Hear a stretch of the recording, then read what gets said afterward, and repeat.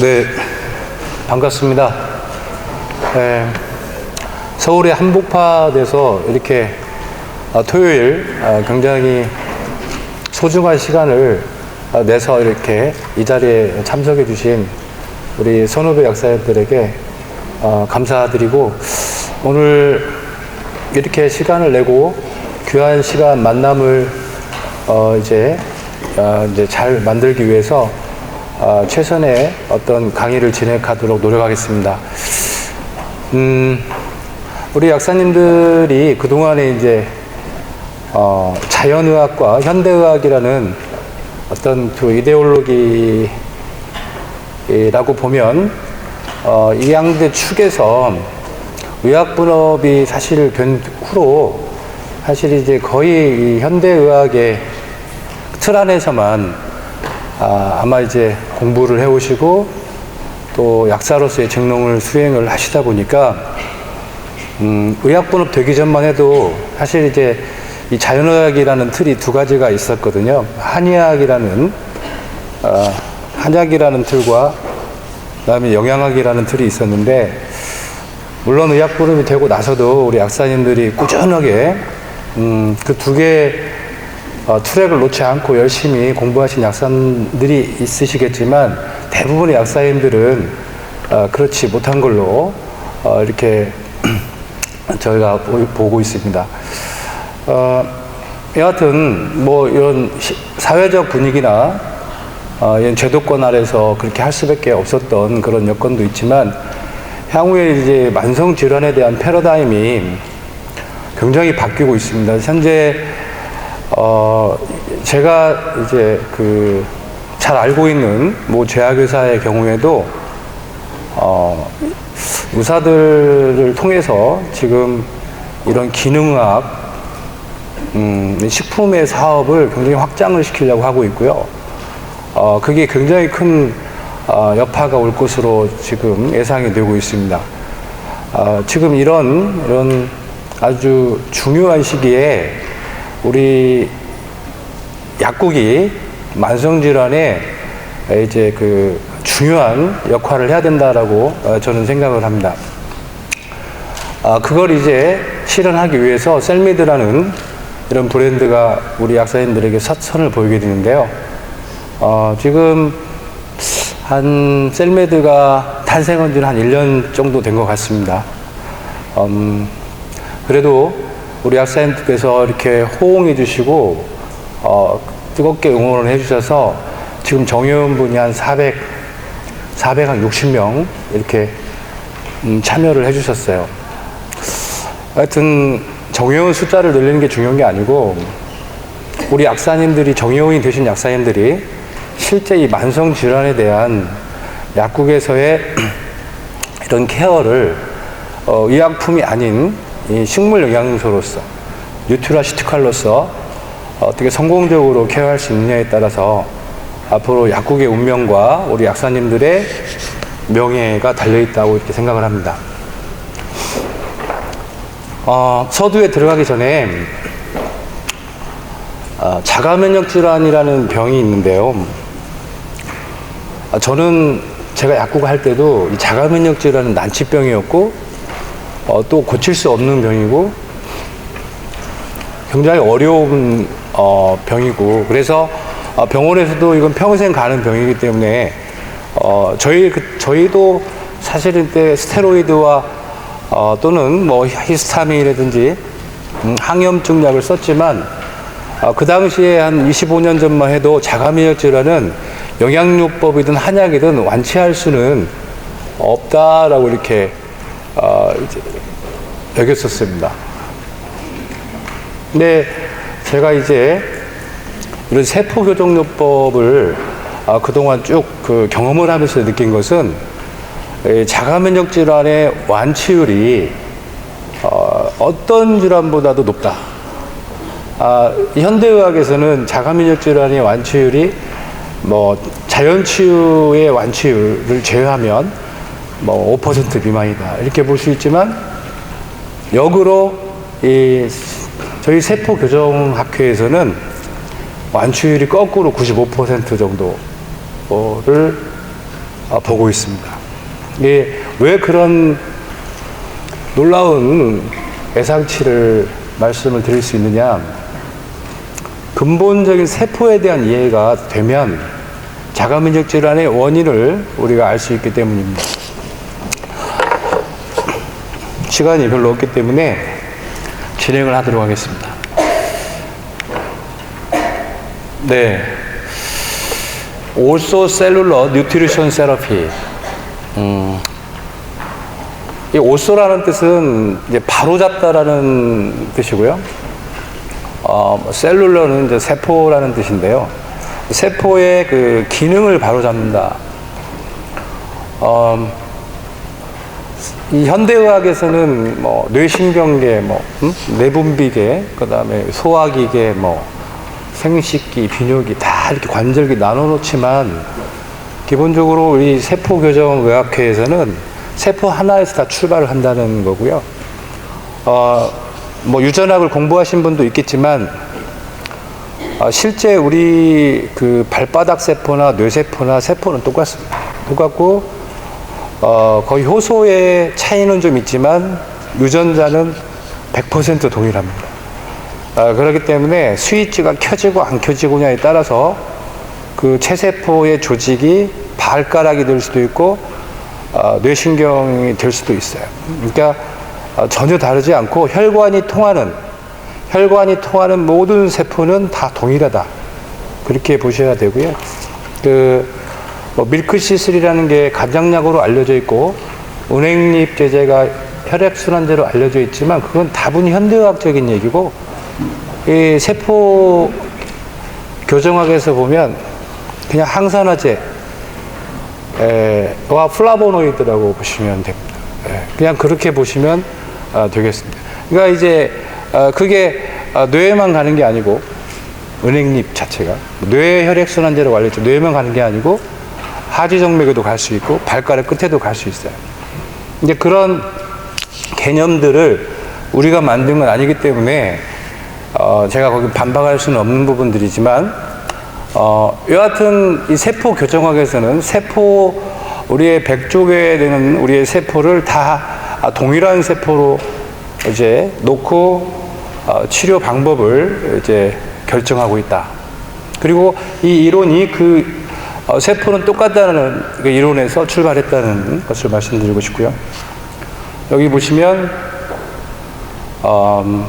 세포 유전자와 세포막을 바로잡는다는데 사실은 유전자라는 게 바로잡는다는 것은 불가능하고 왜냐하면 부모님으로부터 받은 유전자를 어떻게 바로잡느냐 그건 말도 안 되는 소리다. 지금까지 그렇게 알고 있었고 유전자를 바로잡는 방법은 플라스마를 써서 유전자 재조합이라는 기술 유전자 가위 기술을 이용해서 유전자를 바꾸는 방법 외에는 우리는 유전자를 바꿀 수 없다. 분자생물학적으로 보면 그렇지만 실제 세포 교정학에서 보면 유전자는 매 시간 바뀌고 있고 또 어떤 정신신경학적인 면에서도 바꿀 수 있고요. 엑서사이즈, 운동에 의해서도 바뀔 수 있고 그렇지만 이제 그렇게 바뀌는 것은 한 5% 미만이다. 실제 유전자를 바꾸는 것은 가장 중요한 건 먹는 거에 의해서 바뀐다. 유전자를 바꾸려면 이제 먹는 것을 바꿔야 되고 세포 교정에서 핵에 들어있는 유전자 그 다음에 미토콘드리아에 들어있는 유전자가 중요해요. 예전에는 핵이 가장 중요하다 했는데 암을 제외한 나머지 부분들에서는 미토콘드리아가 가장 중요한 비중을 차지하고 있다라는 게 요즘에 많은 연구에서 밝혀지고 있습니다. 그래서 유전자는 여기서의 세포 유전자는 핵 유전자와 미토콘드리아 유전자 두 가지를 의미하고 있고요. 이 세포막은 여기서의 세포막은 큰 의미로 보면 생체막이라고 보셔야 됩니다. 그러니까 작은 의미로 보면은 이제 세포막만 보시면 되지만 큰 의미로 보면 핵막, 미토콘드리아막, 세포 소기관의 인지질막을 다 이 세포막이라고 보시면 되는데, 세포막을 바로 잡아야 된다는 거예요. 유전자와 세포막을. 그러니까 유전자가 굉장히 불안한 상태에 있으면 그 불안한 유전자에서 불안정한 단백질이 만들어집니다. 그 불안정한 단백질은 곧 효소의 불안정성으로 나오게 되죠. 데미지를 입은 효소가 나오고, 그 데미지를 입은 효소는 이제 우리 몸에서 아주 원하지 않는 반응들을 많이 이끌어낼 수가 있어요. 그 다음에 이제 세포막이라고 하는 존재는 우리가 필요한 산소와 영양소의 입출입 통로가 되는데, 우리가 지금까지 알고 있었던 그런 단순한 문제가 아니더라는 거죠. 저하고 김용노, 지금 저희 셀메디 학술이사님을 맡고 계시는 김용노 약사님하고의 제 만나게 된 계기 중에 가장 중요한 게 식용유 때문에 만나게 돼요. 식용유라는 게 이제 좀 어려운 말로 쓰면 이제 오메가 지방산이라고 하는 거예요. 우리말로 하면은 필수 지방산이라고 하는 게 이제 식용유입니다. 근데 이제 이게 달맞이꽃 종자유, 예전에 그걸 많이 아토피 쪽에 많이 썼잖아요. 부인병이나 생리통 쪽에도 많이 썼고. 근데 그 다음에 이제 그러고 나서 가장 또 많이 요즘에 쓰는 게 어떤 기름이 있어요.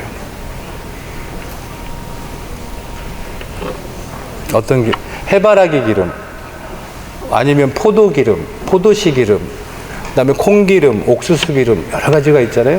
우리가 식용으로 먹는 모든 기름은 식용유라고 하는데, 이 캡슐에 들어있는 것도 식용유예요. 요즘에 크릴 오일도 있고, 피쉬 오일, 오메가3도 있는데, 이 모든 우리가 먹는 기름들이 병의 원인이 된다는 사실이죠. 예.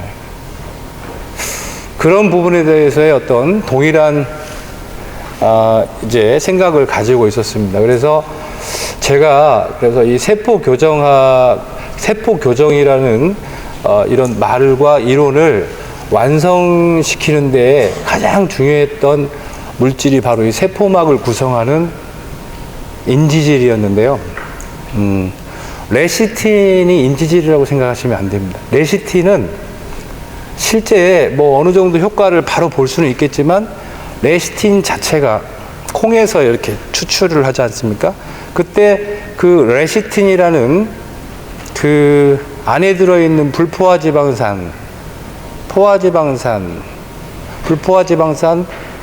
하나, 두 개, 세 개, 또는 포화지방산 하나, 두 개, 이렇게 달려있을 수 있는데, 총 세 개가 달려있는데, 이 불포화지방산이 만약에 산화됐다고 생각하시면, 그 산화된 불포화지방산을 레시틴 형태로 섭취했을 때, 그 레시틴이 가장 친화성이 좋은 게 뇌라면, 뇌에 가서 불포화지방산을 교체를 했을 때 뇌세포막이 산화된다는 이론이죠. 그러니까 결국에는 산화된 기름에 대한 정의가 되게 중요하다. 기름이 산화된다는 건 어떤 의미냐? 산패냐, 상가냐, 뭐 이렇게 나오는데, 절대 그 정도 가지고는 설명할 수가 없습니다. 분자구조학적으로 기름의 산화는 과산화물가가 아니라 HPLC라는 걸 찍어 봤을 때, 원래 천연물에서는 나오지 않는 상당수의 과산화물들이 찍혀요. 근데 그게 몇 도에서 찍히냐면 25도에서 찍힙니다. 25도에서 오토 옥시데이션이 일어나요. 그러니까 산소가 있는 상태에서. 그렇기 때문에 우리가 잣이나 그 다음에 호두 같은 경우에는 냉동실에 보관을 하고죠. 잣 같은 경우에는 이제 그 냉동실에 보관하려면 산화가 바로 일어나기 때문에 그렇습니다. 여하튼 지금까지 우리가 이렇게 기름에 대해서 너무 이렇게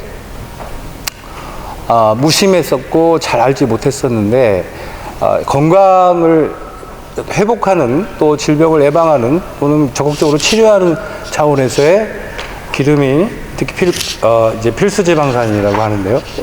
역할이 그 무엇보다도 중요하다는 걸 말씀드리고 싶습니다. 유전자와 세포막을 교정하기 위해서는 이 세 가지 조건이 필요한데요. 하나는 이제 몸에 들어가서 역할을 해야 된다. 그 역할을 우리가 바이오 어베일러빌리티라고 하는데요.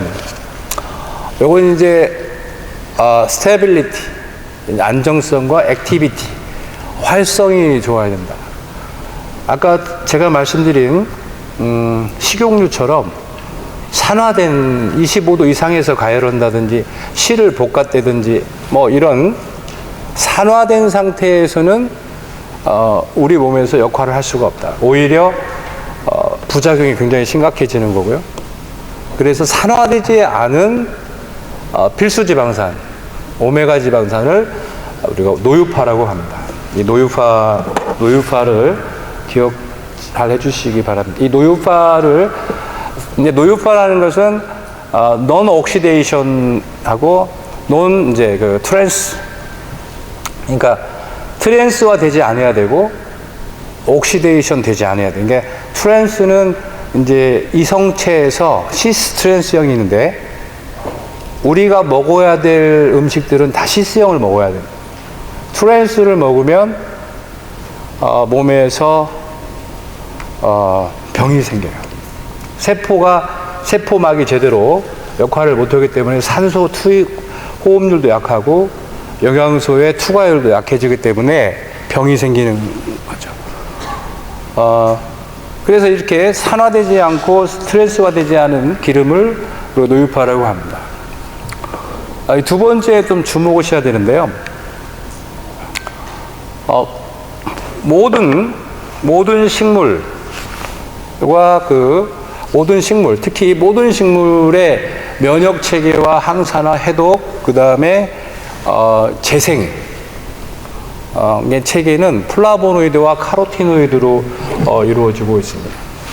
아까 제가 말씀드린 밀크시슬이라든지 진코 은행잎이라든지 이런 것들도 결국에는 이렇게 분석을 해보면 플라보노이드와 카로티노이드로 대부분 이루어져 있습니다. 그래서 이걸 사람이 먹었을 때는 어떠냐? 네. 사람이 먹었을 때도 마찬가지입니다. 이 플라보노이드를 사람이 먹으면 잘 아시는 항산화, 해독, 혈류, 면역, 그 다음에 뭐 이런 쪽에 아주 좋은 역할을 하고요.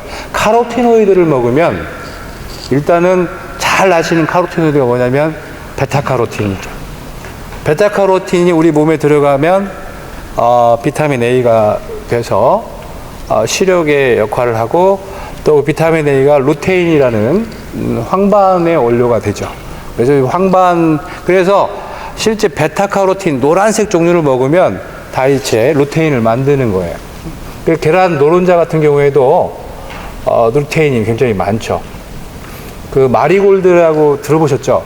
마리골드도 이제 그 국화과인데 거기 노란색 색소예요. 여하튼 우리 몸에 우리가 먹는 당근이라든지 호박, 당근, 노란색 것을 먹으면 이걸 카로티노이드라고 하는데 이게 주로 무슨 역할을 하냐? 점막 재생의 역할을 합니다. 점막이란 상피와 점막 세포 분열, 세포 생성에 아주 중요한 역할을 합니다. 그래서 이 두 가지를 우리 사람이 먹었을 때도 그런 항산화 해독, 그다음 면역 혈류, 재생, 점막 생성 아주 중요한 역할을 하는 거죠. 그래서 실제 유전자를 바꿀 때는 가장 핵심적인 물질이 노유파와 플라보노이드와 카로티노이드 이 세 가지입니다. 이걸 초유전자라고 하는데요. 슈퍼진이라고 합니다. 실제 유전자를 바꿀 수 있어요. 그래서 이 가장 훌륭한 플라보노이드, 가장 좋은 카로티노이드, 그다음에 가장 깨끗한 이런 필수지방산을 우리가 먹어주기만 하면 여러분들의 몸에서는 아주 좋은 유전자가 나오고 그 유전자는 염증과 종양을 일으키지 않는 그리고 항노화 작용을 뛰어나게 수행할 수 있는 건강한 유전자를 만들 수 있다. 도대체 얼마나 먹어야 되느냐? 적게 먹으면 교정이 안 일어납니다. 그래서 알파 리놀렌산 같은 경우는 8,000mg 정도 복용해야 되고요. 플라보노이드도 지금 밀크시슬 같은 경우에는 뭐 260mg, 뭐 은행잎 같은 경우에는 한 120mg, 뭐 이 정도 해서 디넥신 이런 것도 한 120mg 정도 해서 일일 섭취량이 정해져 있는데 그거 가지고는 유전자가 까딱도 않습니다. 그러니까 최소한 넘어가려면 유전자를 바꾸고 초유전자로 들어가려면 지금 현재 용량의 5배에서 10배 정도가 투입이 돼야 됩니다. 그런데 5배에서 10배를 투입해도 안 되는 게 뭐냐면 저희가 실험을 해본 결과 홍삼을 먹어도 우리 몸에 들어가면 1시간에서 2시간 내에 다 녹아버려요. 분해된다고 하죠. 생분해라고 합니다. 그러니까 왜 그러냐면 이 식물은 굉장히 우리가 생각하는 것보다는 산도가 낮은 곳에서 지금 pH 산도는 높아요. pH가 낮은 데서 안정화되어 있어요. 우리 과일 먹으면 시잖아요. 시잖아요. 사람은 pH는 그렇지만 pH가 약 알칼리성이 있잖아요.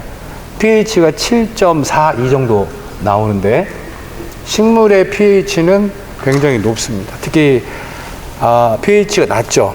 낮아서 그런 식물에서 이런 파이토케미칼, 특히 플라보노이드와 카로티노이드를 뽑아내면 얘네들이 우리 몸속에 들어가면 위에서는 굉장히 안정한데 소장으로 내려가는 순간부터 소장도 pH가 알칼리니까 그 순간부터 분해가 일어나기 시작해요. 그리고 운이 좋게 혈액으로 흡수가 됐다고 해도 한두 시간을 못 버티는 거예요. 그러면 이제 한두 시간마다 먹어줘야 되는 거예요. 루테인을 먹어주는데 한두 시간마다 계속 은행잎을 먹는데도 한두 시간마다 계속 굉장히 번거로운 일이죠. 그래서 이것을 방광기라고 하는데요. 보통 이런 방광기를 우리가 늘릴 때는 폴리머를 달거나 뭐 하는데 이제 이건 이제 합성 의약품이 아니기 때문에 되게 힘들고 우리가 이제 천연적으로 그 방광기를 늘리는데 성공을 했어요. 그래서 이 플라보노이드 방광기를 늘리는데 저희가 세계 최초로 개발한 게 뭐냐면 다시마를 씁니다. 이 다시마에 있는 알긴산이라는 거하고 후코이단이라는 게 있어요. 이게 플라보노이드는 플러스 전하를 갖고 있고, 플러스 전하죠. 그 다음에 이 다시마에 있는 알긴산이나 후코이단은 마이너스 전하를 갖고 있어요. 그래서 이것을 강한 수준의 이온 결합을 시키는 거예요. 그러면 애들이 계속 붙어 다녀요. 계속 붙어 다녀요. 그러니까 이게 붙어 다니니까 소장에서도 분해가 안 되죠. 흡수가 돼서도 혈액에서도 안정해요. 그리고 타겟에 가면 그때서야 분리가 일어납니다. 그래서 어떤 플라보노이드나 어떤 카로티노이드보다도 강력한 효능과 안정성을 자랑하고 있습니다. 이것을 이제 나노 컴플렉스라는 기술인데요. 저희가 세계 최초로 개발하고 특허와 모든 권한을 갖고 있는 기술입니다. 그리고 이제 충분히 먹어야 됩니다. 그러니까 우리가 혈액이 바뀌는 시간이 보통 백혈구 같은 경우에는 한 달 정도면 바뀌거든요. 그 다음에 이제 적혈구는 3개월에서 한 4개월 정도 바뀌어야 돼. 그런데, 실제 적혈구는 여러분 이제 그냥 산소만 운반하는 게 아니라, 조혈모세포의 원래 그 뿌리가 적혈구인데요. 적혈구는 사실 이제 줄기세포와 성격을 갖고 있어요. 그래서 적혈구의 어떤 그 라이프 사이클은 줄기세포의 라이프 사이클하고 거의 비슷하게 돌아갑니다. 그래서 120일 정도의 아주 통제된 식이요법과 통제된 어떤 환경에서 이 세 가지 노유파와 플라보노이드와 카로티노이드를 통제된 환경에서 먹어주게 되면 건강한 세포로 바꿀 수 있다. 4개월이면 가능합니다. 근데 이제 그렇게 못하잖아요. 환경의 통제를 못하기 때문에 사실은 실험동물 같은 경우는 가능합니다. 쉽게 이야기하면은 쥐 같은 경우에는 가능해요. 통제가 되니까. 근데 사람은 통제가 안 되기 때문에 제가 여기다 12개월이라고 하는 것은 그런 부분까지 감안을 해서 이렇게 넓게 좀 잡은 거고요. 원래 4개월이면 유전자는 바뀌게 되어 있습니다. 나노복합체의 활성을 좀 자세하게 설명을 드리면요. 식물 영양소는 높은 pH에서 불안정하고 불활성화된다. 이것은 한마디로 알칼리에서 굉장히 불안정하다라는 뜻이고요. 그래서 혈액과 소장에서는 분해된다. 1시간에서 2시간 정도의 반감기배를 갖고 있어서 이런 음전화성 다당체를 이게 알긴산이나 후코이단을 우리가 다당체라고 하는데요. 폴리사카라이드라고도 하죠. 폴리사카라이드. 이것들이 붙어서 이온 결합이 된 혁신적인 물질이다. 얼마나 연장이 되느냐? 최대 6배까지 연장이 됩니다.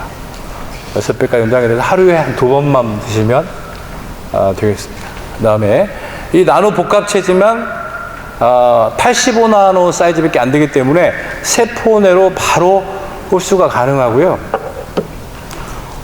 여기에서 이제 시아니딘은 여기서 이제 플라보노이드 중에 시아니딘은 세포 안으로 들어가지만 후코이단이나 알긴산은 세포 안으로 들어가지 않고 거기에 이제 당 영양소, 당 단백질의 원료가 돼서 이제 아주 중요한 시그널 역할을 수행을 합니다.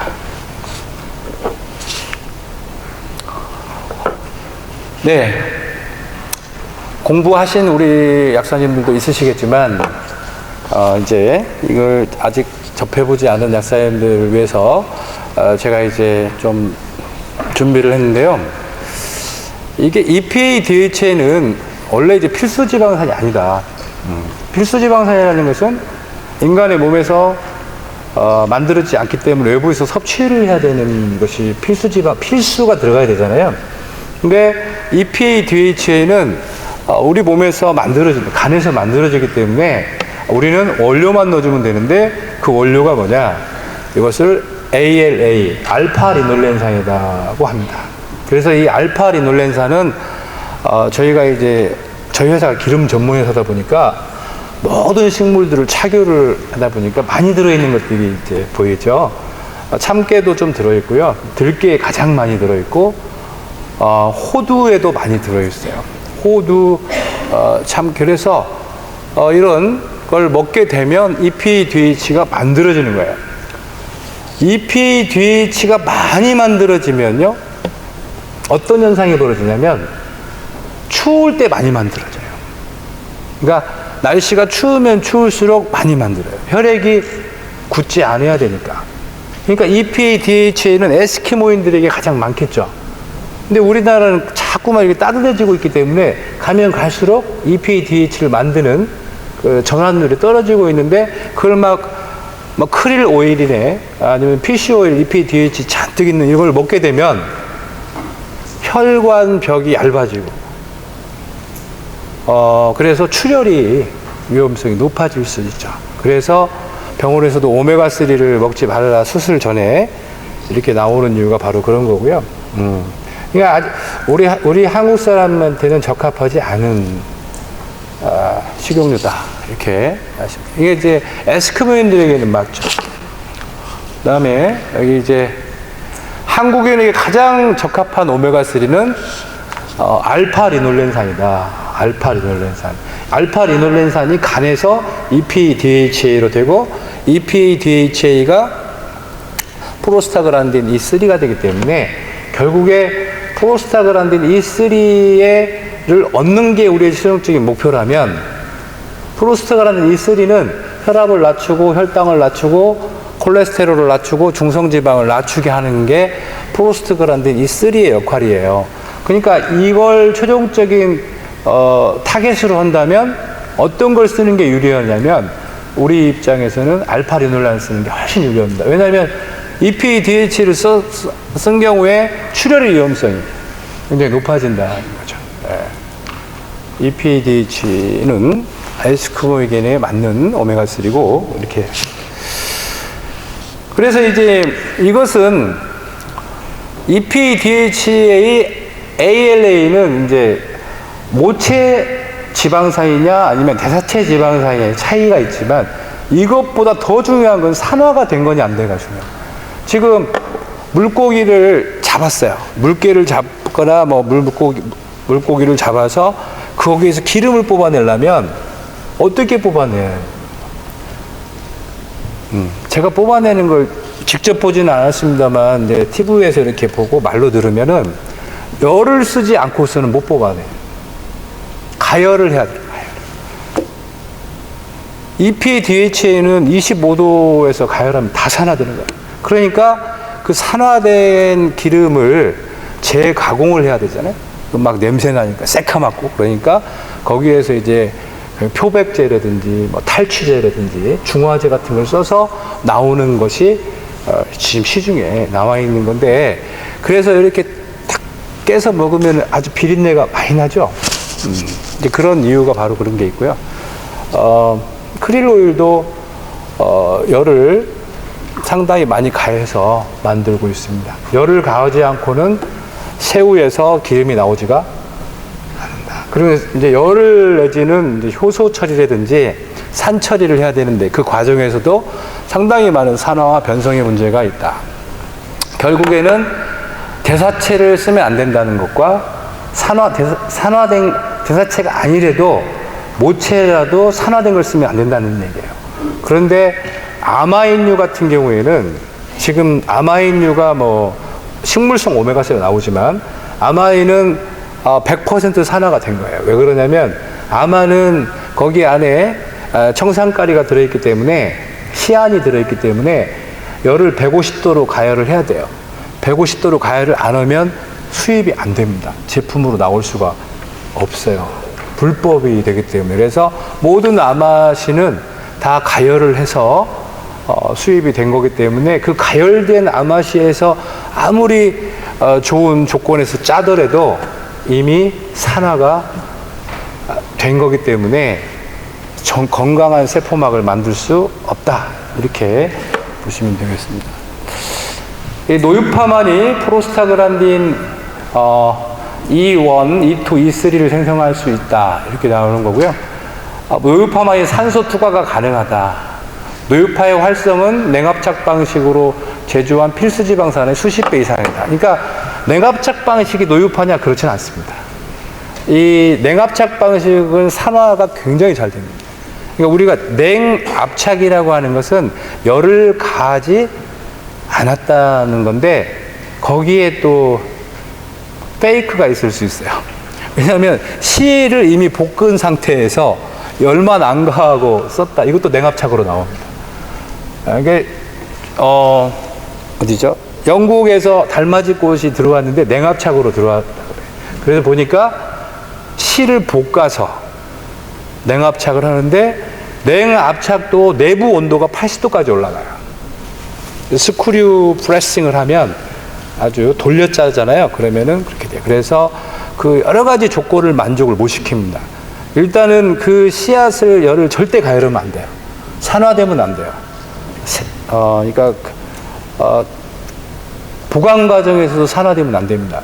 아주 햇종자를 써야 되는 거고요. 두 번째는 열을 가하면 안 되고, 세 번째는 착유를 할 때 그렇게 돌려서 짜면 엄청나게 내부열이 발생을 합니다. 그래서 내부열을 25도 미만으로 맞추고 나중에 이제 오메가3를 정제하는 물리적으로 정제하는 그 과정이 필요하다고 볼 수 있다. 프로스타글란딘 E1하고 E3는 E1은 감마리놀렌산에서 만들어지는 거고요. E3는 알파리놀렌산에서 만들어지는 건데 두 개 다 같은 기능을 합니다. 두 개 다 혈압을 내리고 혈당을 내리고 콜레스테롤 내리고 중성지방을 내리고 그 다음에 면역 반응을 내려요. 과도하게 항진된 면역 반응을 내립니다.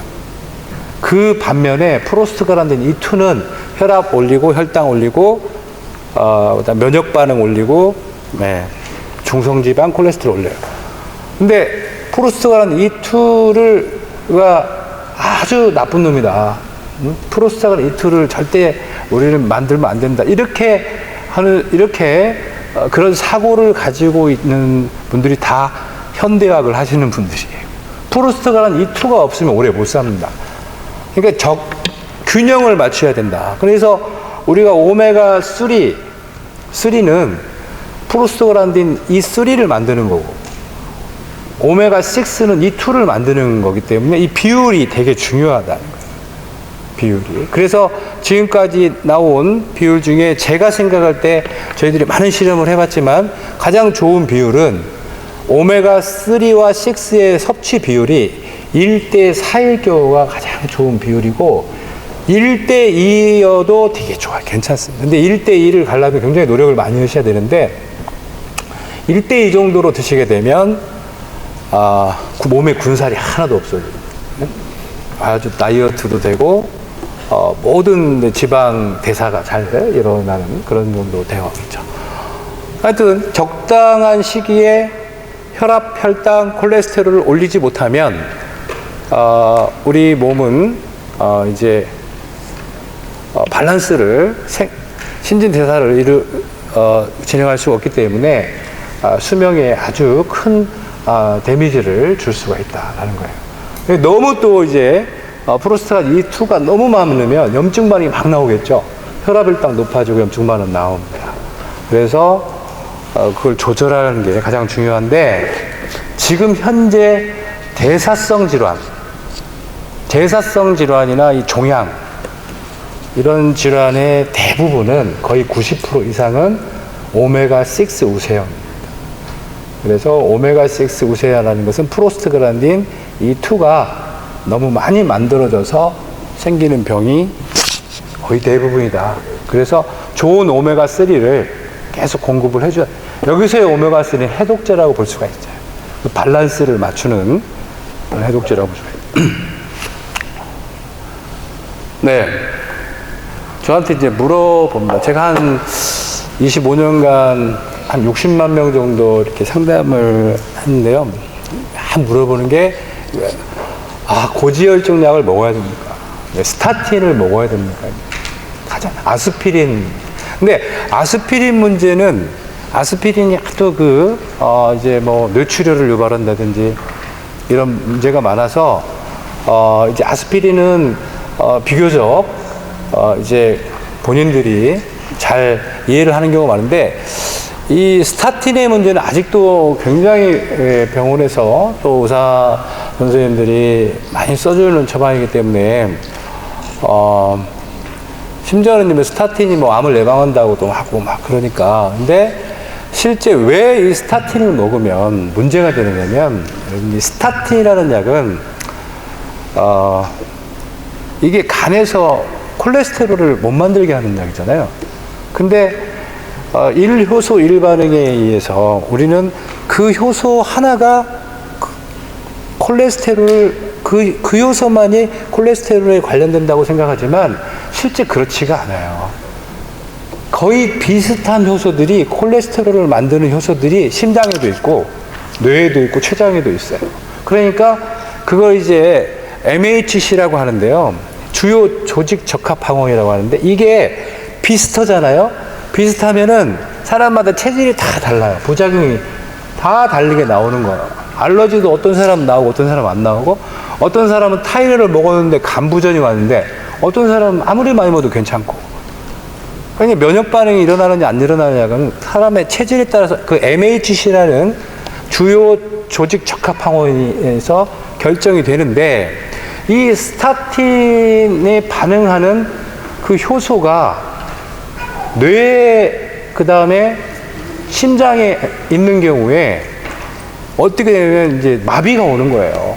심장 마비가 오거나 뇌 마비가 오거나 췌장 마비가 오게 되면 바로 이제 엄청난 문제가 생기는 거예요. 심장 마비가 오면 뭐 바로 사망하는 거고요. 그 다음에 그래서 스타틴을 복용하고 사망한 케이스가 너무나 많아서 한때 이게 판금이 됐었죠. 유럽에서도 판매 금지가 되고 판매 금지가 됐는데 하여튼 지금 우리나라는 계속 쓰여지고 있는 거고요.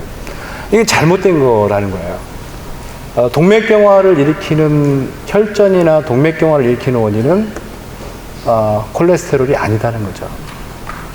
여기서부터 짚고 가야 돼요. 콜레스테롤이라고 계속 주장을 하니까 이게 이제 이 약이 굉장히 아스피린처럼 유명해진 약이 됐는데요. 그렇지는 않다. 여기 보시면 이제 설포닐 우레아인데 TGZ, DPPI, DPP 이니비터하고 SGLT 이니비터 이런 약들이 이제 사실 블록버스터 약들이잖아요. 이렇게. 근데 이걸 쓰면 뭐 제가 전에도 한번 말씀을 드렸지만 저의 교수님이 아는 교수님이 40대부터 당뇨가 있어서 25년간 당뇨약을 먹었는데 당이 한 번도 100 이상을 넘어간 적이 없어요. 너무나 공복시 혈당을 잘 잡고 운동하고 식이요법 하셨는데도 불구하고 그렇게 하셨는데 65세 때, 66세 때 실명을 백내장하고 망막증 실명하시고 그 후로 1년 6개월 후에 돌아가셨어요. 네, 약사님이시고 각 박사님이신데 돈도 엄청나게 많은 분이에요. 약으로 당뇨 수치를 조절한다라고 하는 것은 물론 아주 심각한 경우에는 그렇게 해야겠지만 100에서 200 정도가 나왔을 때 그 약으로 계속 조절하는 것은 수명에 그렇게 도움이 안 된다. 전체 수명에 도움이 안 되는 이유가 바로 뭐냐면 췌장의 기능 유전자가 노화가 되고요. 심장 기능 유전자 억제되고 방광압 유전자 활성화, 비만 유전자 활성화 뭐 굉장히 안 좋은 부작용들이 많이 나타납니다. 그래서 식이요법이 제일 중요하겠지만 이 식이요법만큼 중요한 것이 우리가 당뇨에 있어서는 아까도 말씀드렸지만 이 세포막에 이 근육의 세포막이 다 산화되면 거기에 그 세포막에 들어가는 입구에 글루코스가 들어가는 입구에 인슐린 수용체가 있는데 그 인슐린 수용체가 다 녹이 슬은 상태예요. 그러니까 인슐린 수용체가 산화된 세포막에서는 기능을 발휘할 수가 없습니다. 그래서 문을 두드려도 반응을 안 하니까 그 포도당이 글루코스가 세포 안으로 들어가지 못하고 계속 피를 타고 돌아다녀서 이런 당뇨병이 오는 거예요. 이게 결국에는 저렇게 경구용 혈당 강화제로 가야 되는 경우보다는 세포막만 바꿔도 굉장히 좋은 결과를 얻을 수 있다. 물론 해보시면 어떤 분은 당뇨병 있으신 분의 한 5명 정도는 굉장히 드라마틱한 효과가 있을 거예요. 굉장히 좋은 효과가 나타날 거지만 뭐 나머지 분들은 효과가 좀 없거나 아니면 조금 더 심해지거나 이렇게 나타날 거예요. 왜 그러냐면 약을 오랫동안 드신 분들은 이미 췌장이 다 망가진 상태. 췌장이 망가지지 않고 인슐린 수용체나 세포막의 문제만 있다면 한 4개월 정도면 싹 벗겨지면서 아주 좋은 컨디션을 유지할 수 있는데 췌장이 망가진 상태라면 췌장이 재생이 될 때까지는 상당히 긴 시간이 필요합니다. 그때까지는 인내심을 가지고 하시는 거예요. 그래서 이제 아직 출시는 안 됐습니다만 이 췌장을 재생시킬 수 있는 중요한 펩타이드가 발견이 되는데요. 췌장을 재생시키는 펩타이드가 여주에서 발견이 됐어요. 여주가 췌장하고 비슷하게 생겼잖아요. 비슷하게 이게 여주의 이렇게 과육에서 나오는 것은 케란틴이라는 식물성 인슐린이고요.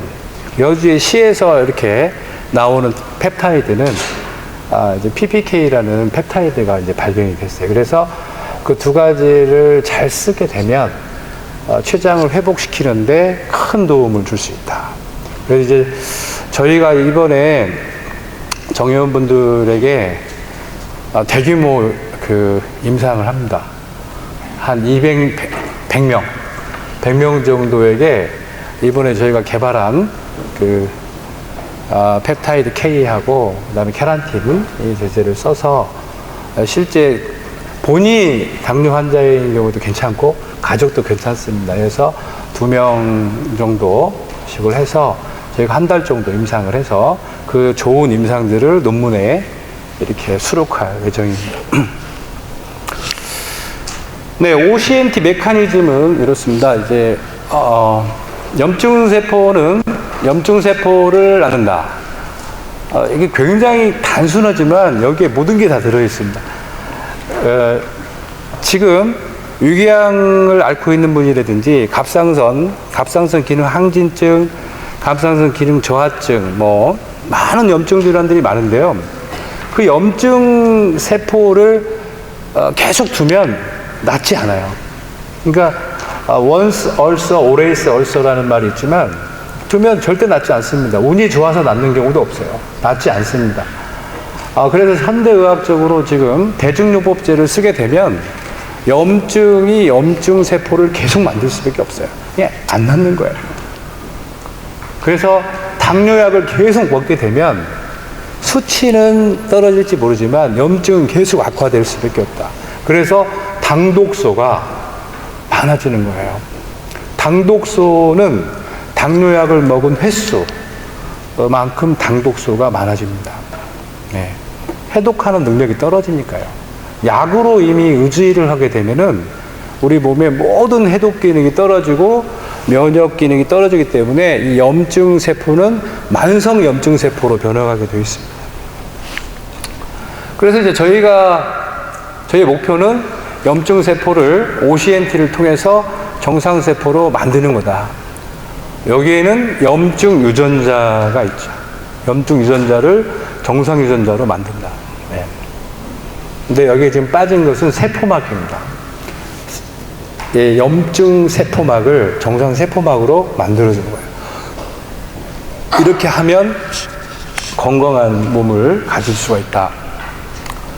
자, 후성유전이라는 것은 지금까지 이제 우리는 유전이라는 게 부모님으로부터 받은 염기 서열, AGCT라는 염기 서열에 있다고 봤는데 그렇지 않다. 그 염기 서열을 이제 움직이게 하는 그 염기 모양에 더 큰 이제 작용점이 있다. 이렇게 말씀드릴 수 있겠습니다. 여기 보시면 대부분의 만성질환은 후성유전자의 고장으로 발생하며 자손에게 유전되며 자손은 그 유전자를 바꿀 수 있다. 원래는 유전자는 한번 픽스가 되면 못 바꾼다 이렇게 알고 있지만 얼마든지 바꿀 수 있다는 거고요. 바꿀 수 있습니다. 불교에서 보면 이제 카르마라는 게 있는데 그 업보라고 하잖아요. 그래서 이제 선대의 그 잘못이 후대에도 계속 이어지는 게 업보인데 업보를 바꿀 수 있느냐? 그건 숙명과도 같은 건데 지금부터 착한 일 하면 바꿀 수 있다라고 하는 거예요. 그러니까 유전자도 마찬가지입니다. 유전자도 부모로부터 받은 유전자를 염기 서열에 문제가 없는 유전자, 질병 유전자들이 90%가 넘어요. 그 90%의 유전자들은 다 그 언저리를 바꾸면 되는 거예요. 그 언저리를 우리가 에피제니틱스라고 합니다.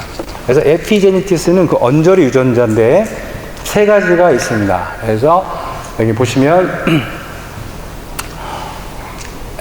에피제네틱 코드는 만성 질병을 억제하는데요. 여기 보시면 메틸레이션 DNA 메틸레이션, 히스톤 모디피케이션, 마이크로 RNA. 이게 이제 언저리에 있어요. 유전자 언저리에 붙어 있는 또는 유전자의 유전자를 실이라고 하면 실패에 해당되는 그런 히스톤이라고 하는 단백질이 있고요.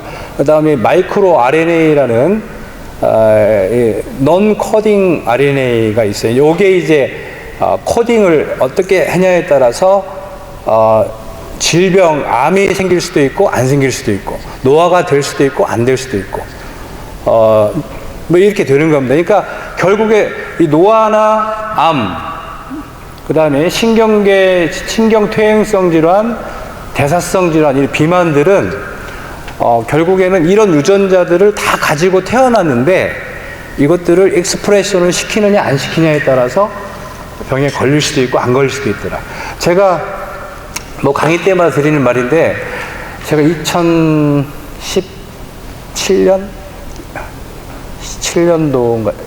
된 것 같아요. 7년도에 1000명 정도 남녀 통틀어 1000명 정도의 유전자 분석을 한번 감수를 해준 적이 있어요. 그러니까 이제 영양 처방을 이렇게 감수해 준 적이 있는데 거기 쭉 보면 놀란 게 이분들은 한 분도 다 암 환자가 아닌데 다 암 유전자가 다 있는 거예요. 암 몇 프로 이렇게 다 돼 있는 거예요. 그러니까 결국에 그 SNP라고도 하는데 SNP도 있고 후성 유전도 있는데 결국에 모든 사람들은 다 암 유전자를 가지고 있어요. 여기 약사님들도 그렇고 저도 그렇고 다만 이게 발현이 되느냐 안 되느냐. 혈압도 마찬가지입니다. 어떤 분들은 좀 예민하고 좀 강력한 유전자를 갖고 있을 수도 있어요. 근데 이게 발현이 되느냐 안 되느냐는 우리가 물론 스트레스도 있지만 먹는 것이 한 90% 이상을 차지하고 있다. 네. 그러니까 이제 암에 잘 걸리는 분들은 이렇게 메틸레이션이 균형 있게 이루어지지 않고 한 곳에 집중돼서 이루어지는 경우다. 그럼 메틸레이션이 이렇게 프로모터 쪽에 이 유전자가 시작되는, 전사가 시작되는 이 프로모터 쪽에 집중되는 이유가 도대체 뭐냐? 이유가 뭐냐면 이게 활성산소라는 거예요. 활성산소고 또 아까 말씀드린 것처럼 저산소증이 있을 수 있다는 거죠. 그러니까 산소가 좀 부족하거나 활성산소가 맞거나 하면 우리가 저렇게 유전자 메틸레이션 자체가 앞부위에 프로모터 부위에 집중되게 나타난다. 그래서 암을 억제를 할 수가 없다는 얘기죠.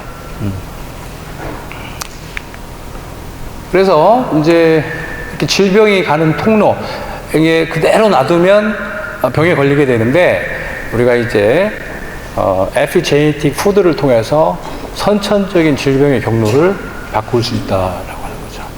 그러니까 당뇨, 암, 고혈압 유전자를 갖고 태어났어도요, 우리가 에피제네틱 푸드를 계속 드시게 되면 병에 안 걸릴 수 있다는 얘기예요. 그리고 이미 병에 걸린 분도 회복시킬 수 있다라는 그런 말입니다.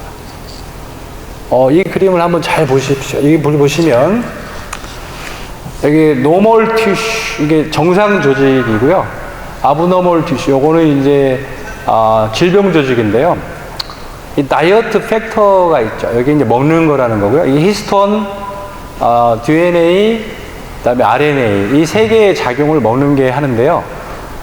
여기에서 가장 중요한 게 쉽게 말하면은 우리가 잘못 먹어가지고 여기 다 망가지는 거고요. 잘못 먹어서 에피제네틱 이제 우리 후성 유전체가 변성이 일어났다는 거예요. 막 크게 커졌잖아요. 그래서 이게 이제 병이 된 거고 이 가는 걸 막아주는 거죠. 에피제네틱 푸드 질병의 팩터들을 막아주는 게 바로 다이어트리 폴리페놀이라고 되어 있습니다. 여기에 폴리페놀이 바로 플라보노이드와 카로티노이드예요. 그러니까 이 플라보노이드, 카로티노이드는 많은 이 산화된 가공식품들, 기름들, 이런 발암물질들, 이 오염된 식단을 많이 먹어가지고 우리가 후성유전체 이상이 오는 경우를 이제 차단시킬 수 있다. 이게 차단하는 거거든요.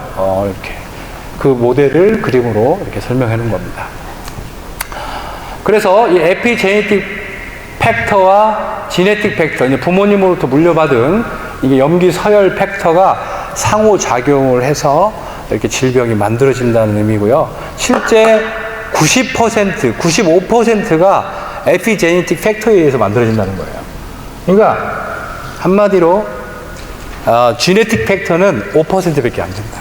내가 암에 걸리는 이유도, 뇌경색에 걸리는 이유도, 치매에 걸리는 이유도 지네틱, 유전적 팩터는 요소는 5%밖에 되지, 나머지는 다 다이어트 팩터에서 온다는 거예요. 먹는 거에서. 그래서 그 먹는 걸 잡아줄 수 있는 방법은 다이어트리 폴리페놀이다, 이렇게 보고 있는 거고요. 네, 이것은 네, 아구티주인데 이미 임신을 했어요. 이미 임신한 쥐에게 이렇게 세아니딘, 오메가, 필수 지방산, 활성형 오메가, 노유파죠. 필수 미네랄, 비타민을 규칙적으로 이렇게 먹이게 되면 이미 이렇게 그 쥐가 이제 비만하잖아요. 엄마가 비만하고 그대로 놔두면 이렇게 비만한 쥐들이 한 75%가 만들어지는데, 이렇게 활성 있는 플라보노이드와 카로티노이드를 먹였더니 75%가 건강하게 태어났다는 거예요. 그러니까 태교가 되게 중요하다. 그러니까 수정하기 전에 그 정자와 난자의 상태도 중요하지만 수정이 되고 나서의 태교의 어떤 푸드도 우리가 식사도 되게 중요하다는 걸 이렇게 보여주고 있습니다. 심지어 새끼의 털 색깔, 우리로만 머리카락 색깔이죠. 머리카락 색깔이라든지 당뇨, 암 발생에 영향을 준다는 거죠. 먹는 게 정말 중요한 거죠. 이건 더 중요하다는 걸 보여주고 있는데요. 우리가 이제 보면 요즘에 트랜스젠더들이 많은데 커밍아웃을 많이 하잖아요. 많이 하는데 지금 남자아이의 한 12%가 음경 함몰증으로 지금 태어나고 있어요. 그러니까 이제 그 이유가 뭐냐? 남자아이들이 정체성을 잃어버리는 이유가 뭐냐? 남자 안에 여자가 왜 있느냐는 거죠. 왜? 그래서 이번에 이제 보고서가 나왔는데 임신 6주에서 7주 사이에 엄마가 에스트로겐을 너무 많이 먹은 거예요. 근데 그 에스트로겐이 약은 아니겠지만 에스트로겐 환경 호르몬이라든지, 환경 호르몬이 에스트로겐 구조가 비슷하잖아요. 예. 그래서 이렇게 되게 중요한 거죠. 주로 뭘 먹었느냐? 환경 호르몬을 많이 먹었다. 환경 호르몬이 도대체 뭐예요? 플라스틱에 들어있는 음식들, 그 다음에 유제품. 그러니까 유제품은 에스트로겐 덩어리예요. 그러니까 우리가 뭐 우유, 그 다음에 이런 우유로 만든 많은 이런 것들이 정상적인 상태에서 아이들이 나오는 게 아니고 이게 계속 임신 상태를 유지해야 되기 때문에 에스트로겐을 계속 공급을 해줘야 되잖아요. 그래서 우유를 많이 먹게 되면, 너무 많이 먹게 되면 이제 여성들은 성조숙증이 나타나게 됩니다. 남성들은 여성화되는 이런 분들이죠. 이것도 엄마 뱃속에 있을 때 결정되는 거라는 거예요.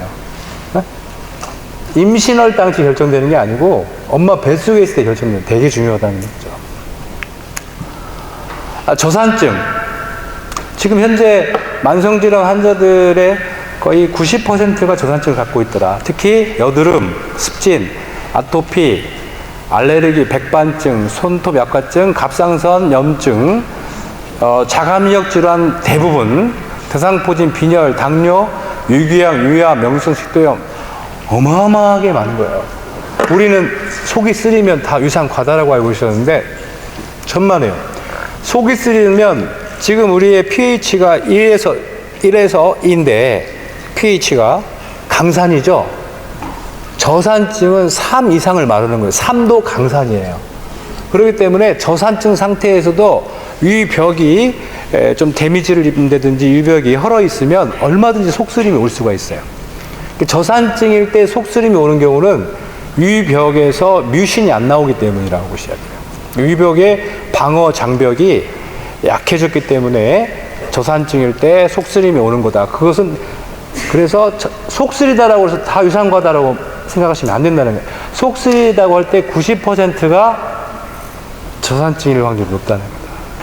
그리고 특히 이런 소화불량이라든지 가스팽만 이런 밑에 많은 질병들을 갖고 있을 때 저산증으로 접근하면 정말 좋은 결과를 얻으실 수 있어요. 다시 보겠습니다. 네. 위산이 결핍되잖아요. 왜 병이 생기냐면요. 헬리코박터 균이 증가해요. 헬리코박터 균은 염기성에서 많이 살 수 있는 균인데 강산에서는 못 살잖아요. 근데 이제 이제 pH가 올라가다 보니까 헬리코박터가 증가하고 이 헬리코박터가 증가하면 이 헬리코박터를 죽이기 위해서 우리 몸에 있는 과립구가 막 출동을 해서 헬리코박터를 죽이는 과정에서 그때 유전자 변이가 주변 상피 조직의 유전자 변이가 일어나기 때문에 위암이 발생할 확률이 수십 배 높아진다. 그 다음에 이제 위산이 결핍되면 위산이 원래 하는 일이 세균을 죽이는 건데 네, 세균을 죽이는 건데 위산이 부족하면 세균 숫자가 늘어나요. 늘어나기 때문에 장내 유해균이 증가하고 그 유해균이 내뿜는 그 유해 물질에 의해서 장에 구멍이 생기고 그 장에 구멍이 생기셔서 거기에 독소가 유입되면 이 독소가 항원으로 작용을 해서 이제 자가면역 질환이 오는 거예요. 그러니까 쉽게 이야기하면 장에 구멍이 생기면 우리가 음식을 먹든 아니면 그 유해균들이 그 펩타이드를 만들든 그게 이제 쭉 가서 췌장에 딱 박히잖아요. 그러면 그 췌장에 그 항원이 이제 그 부착을 하는 순간 췌장은 공격을 당한단 말이죠. 이걸 자가면역 질환이라고 하는 거예요. 그러니까 결국에는 그런 스몰 펩타이드들이 이제 분해되지 않은 스몰 펩타이드들이 독성을 가질 한마디로 자가면역 질환을 유도하는 아주 좋지 않은 항원 역할을 할 수 있다. 이렇게 보셔야 됩니다. 예, 저산소증은 모든 만성질환의 질병과 관련이 있는데요. 이게 세포막이 산화와 변성되면 세포 안에 저산소 상태가 됩니다. 이걸 히폭시아라고 합니다. 그래서 요 저산소 상태로 들어가게 되면 우리 몸에 있는 이제 핵은 염증 유전자가 나오는 거고요. 그 다음에 좀 더 심해지면 종양암 유전자로 발현이 된다. 이 저산소 상태에서는 왜 암 유전자가 되냐면 엄마의 뱃속에서 보통 한 달 정도 안에 이제 모든 조직으로 운명이 결정이 되는데요. 그때 굉장히 많은 분화가 일어나고 숫자가 많아지는데 그때 그 자궁의 그 산소 포화도가 굉장히 낮아집니다. 그러니까 세포가 막 분열을 하려면 산소가 원래 100이어야 되는데 60대로 떨어지게 돼요. 산소가 떨어지게 되면 세포의 분열 능력이 왕성해지는 거예요. 그때는 그걸 이용해서 많은 세포를 만드는데 이렇게 태아세포도 아닌데 정상적인 세포에서 산소 포화도가 65% 밑으로 떨어졌을 때 이 정상적인 세포가 마치 자기가 엄마 뱃속에 들어있는 태아세포인 것으로 착각을 해서 세포 분열을 시작을 하는 거예요. 그 유전자를 우리는 암 유전자라고 하는 겁니다. 근데 이미 이것은 이제 분화 능력이 없었기 때문에 막 커진다고 해서 옛날처럼 예쁜 세포가 나오는 게 아니고 괴물의 모양을 한 딱딱한 세포들이 나오는 걸 테라토마라고 하는 그런 나오는 거예요. 그래서 이 저산소 상태를 유발하는 게 과연 원인이 뭐냐? 아까 식용유라는 거죠. 산화된 변성된 식용유가 암을 유발하고 자가면역 질환의 원인이 된다. 해독의 2단계 과정은요, 이렇게 1차, 간에서 일어나는데요. 1차는 이제 산화, 환원, 가수분해, 수화, 할로겐으로 해서 이제 지용성을 좀 이제 수용성으로 이제 좀 중화를 시키는 거예요. 근데 1차 해독을 하고 2차를 안 들어가면 암에 걸립니다. 그러니까 1차를 해독시킨다는 얘기는 중간 활성체가 굉장히 많아진다는 거고요. 여기에서 2차 해독에서 포합이 안 돼 버리면 그 중간 활성체가 막 돌아다니면서 암을 일으키는 거예요. 예를 들면 술을 먹었는데 술을 1차 해독하면 아세트알데히드가 나오잖아요. 그 아세트알데히드를 2차에서 이제 물로 바꾸는 건데, 만약에 그 1차 해독시키는 시토크롬 P 450만 있고 2차를 해독을 못 시켜버리면 아세트알데히드가 온몸을 돌아다니면서 이제 병을 일으키는 거죠. 특히 이제 암을 일으키는 거예요. 그래서 우리나라 사람들은 술을 이제 간암이 많이 걸리는 이유가 1차 해독계밖에 없었어요. 그래서 간암 그 효소가 이제 서양 사람들에 비해서 10분의 1밖에 안 된다. 그래서 술을 많이 마시는 것 같지만 결국에는 아세트알데히드를 분해를 못 시켜서 간경화나 간암에 많이 걸리게 되더라. 네, 암은 전 발암물질, 최종 발암물질, 그 다음에 이렇게 쭉 와서 요게 한 3일 만에 이루어지고요.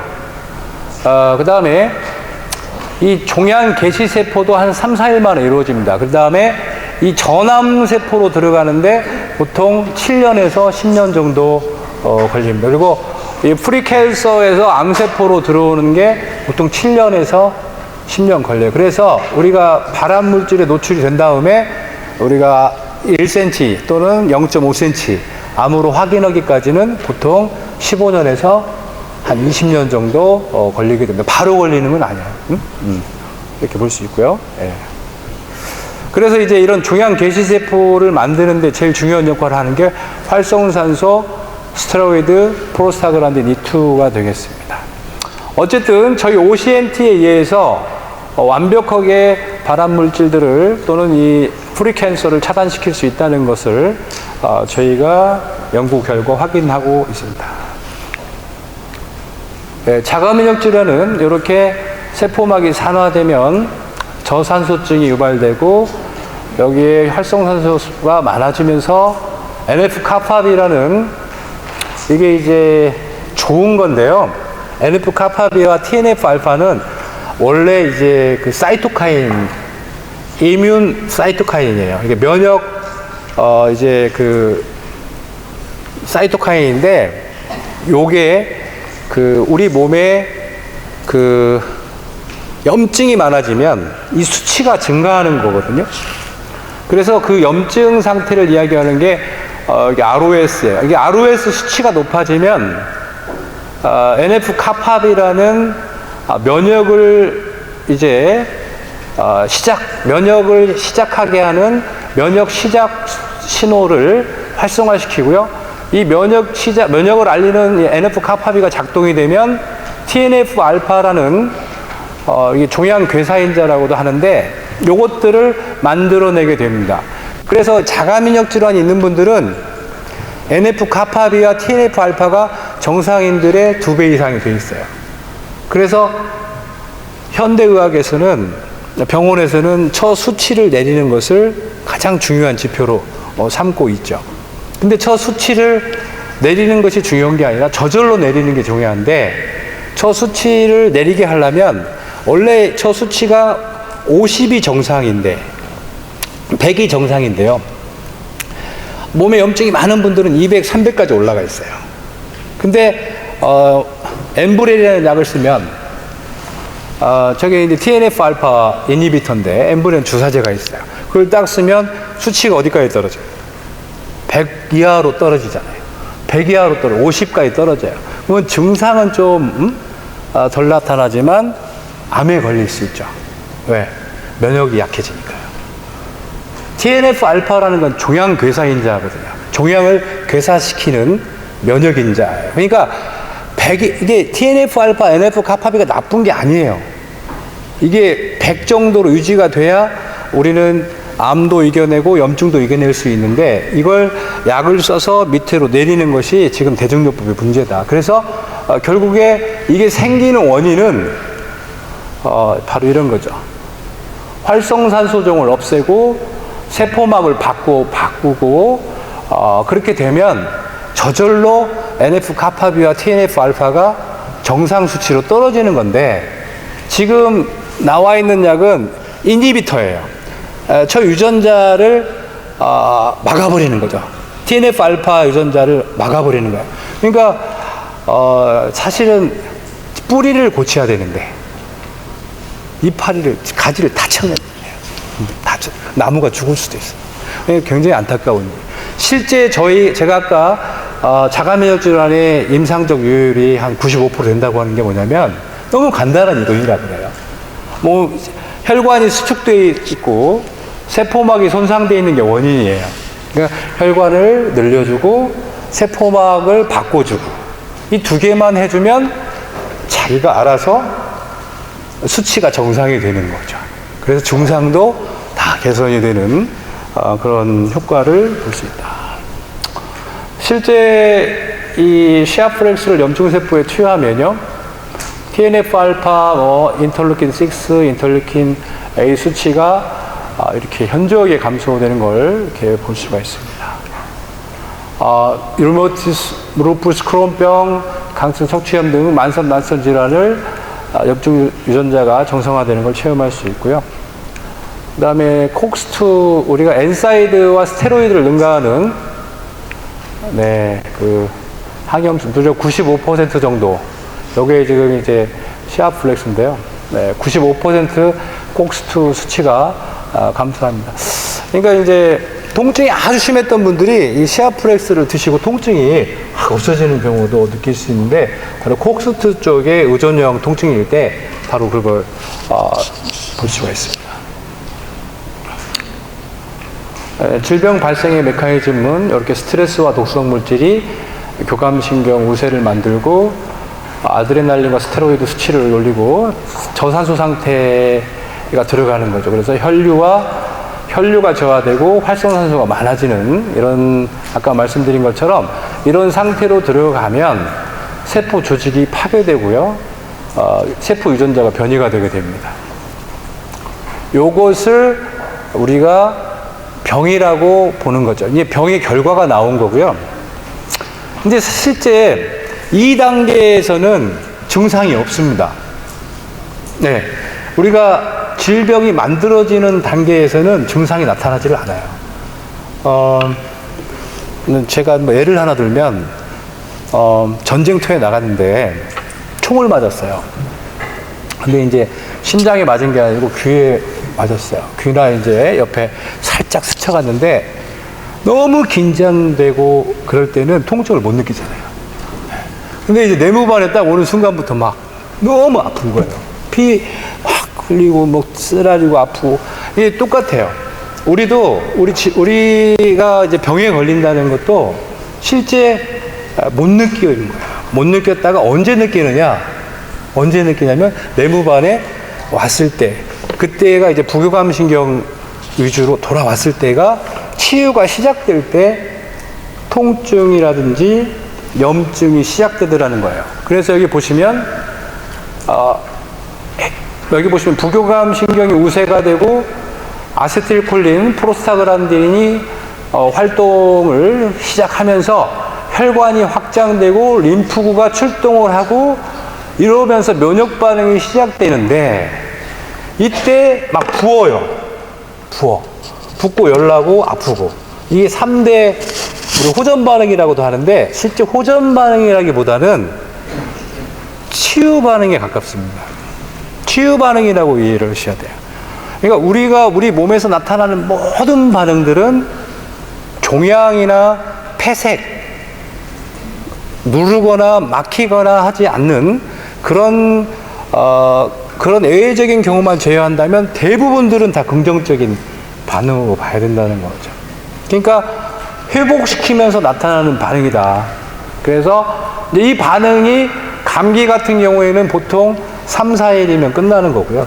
좀 아주 심해도 우리 몸에서는 보통 보름이면 다 정리가 된다는 거죠. 근데 뭐 대상포진 걸렸는데 또 걸리고 한다. 이런 분들을 보면 대상포진을 끝까지 보지를 못한 거예요. 중간에 항바이러스 약, 중간에 해열제, 항생제, 중간에 모든 대증요법제들을 쏟아붓기 때문에 스스로 면역을 못 키우는 거니까 또 걸리고 계속 걸리는 거예요. 면역이라는 것은 한번 이제 메모리가 돼야 되잖아요. 네.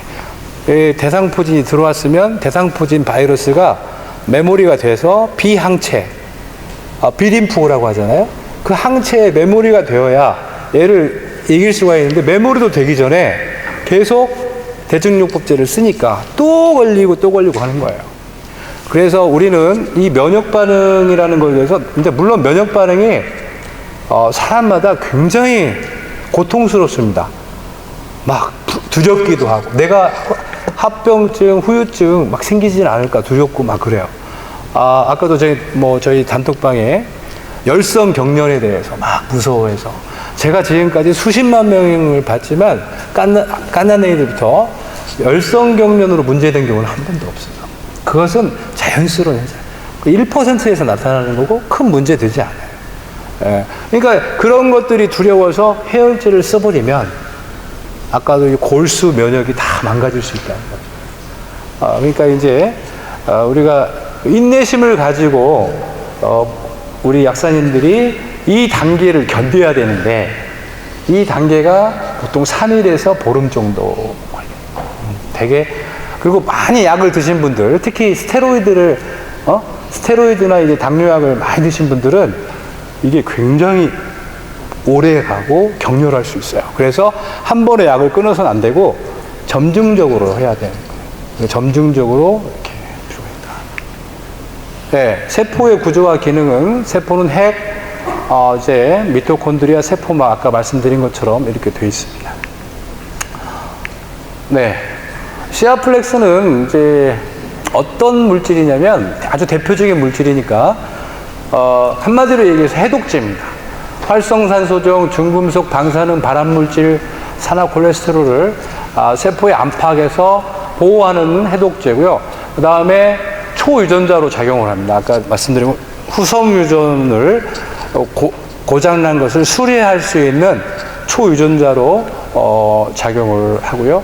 세포의 신호 전달 분자로도 이제 작용을 합니다. 그 다음에 이제 유파플렉스는 이제 노유파로 만들어진 이제 기름입니다. 이게 이제 아주 깨끗한 기름이고요. 이 세포막을 구성할 수가 있습니다. 그래서 산소가 들어올 수 있는 아주 좋은 기름이고요. 혈압, 혈당, 콜레스테롤, 면역을 조절하는 그런 물질로 작용을 하겠습니다. 그 다음에 이제 클로플렉스는 뉴클레오티드, 핵산이라고 하는데요. 이 핵산을 만들 수 있는 DNA, RNA, 그 다음에 히스톤, 그 다음에 엽록소를 공급해주는 물질을 바로 클로플렉스라고 합니다. 그래서 이 세 가지가 세포 교정의 가장 기본 성분이 되겠습니다. 염증이라는 것을 이제 막 고름 나오고 붓고 이렇게 보시지 말고 앞으로 염증이라는 것은 이거 난임도 염증이고요. 미수가도 염증이라고 보셔야 돼요. 그 난임이라고 해서 막 붓고 열나고 백혈구 수치 올라가고 그러지 않지 않습니까? 그러니까 염증은 하나의 결과고 과정이지 원인으로 염증을 이제는 봐야 되는 거예요.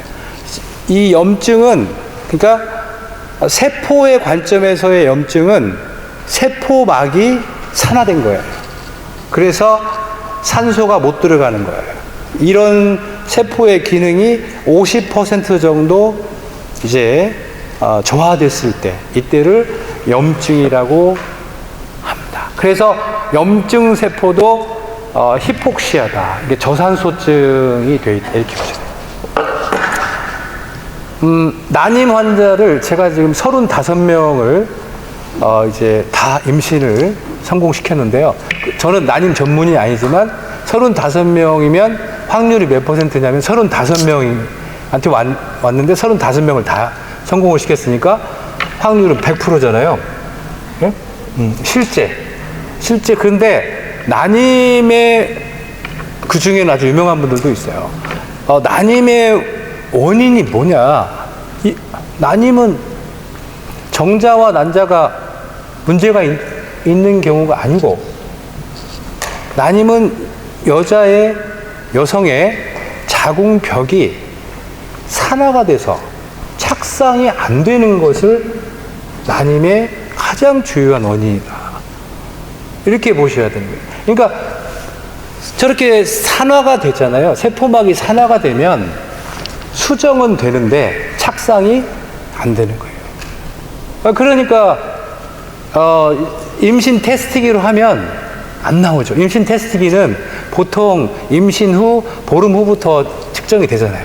그러니까 이제 수정은 되는 거예요. 계속 수정은 돼서, 그러니까 시험과 나기로 해도 잘 안 되겠죠. 그냥 안 붙으니까.